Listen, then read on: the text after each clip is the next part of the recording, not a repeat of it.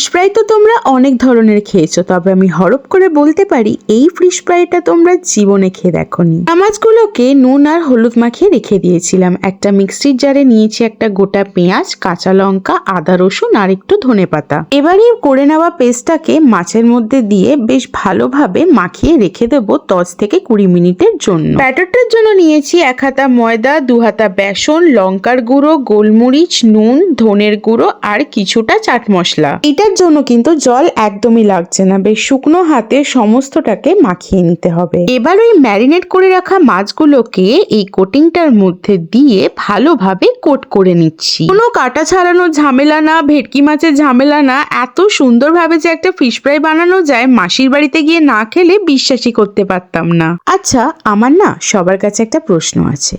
এই যে যারা আমাদের সাথে অন্যায় করে, আমাদের পেছনে এত খারাপ খারাপ কথা বলে, ভগবান কি আদৌ তাদের সাথে সেই জিনিসগুলো করে, নাকি তারা এমনি ছাড় পেয়ে চলে যায়? মাছগুলো কিন্তু ভাজতে বেশিক্ষণ সময় লাগবে না, তবে দেখে নিও ভেতরটা যেন কাঁচা না থাকে। যদি আমার এই রেসিপিটা তোমরা বাড়িতে ট্রাই করে থাকো অবশ্যই কিন্তু কমেন্টস করে জানিও।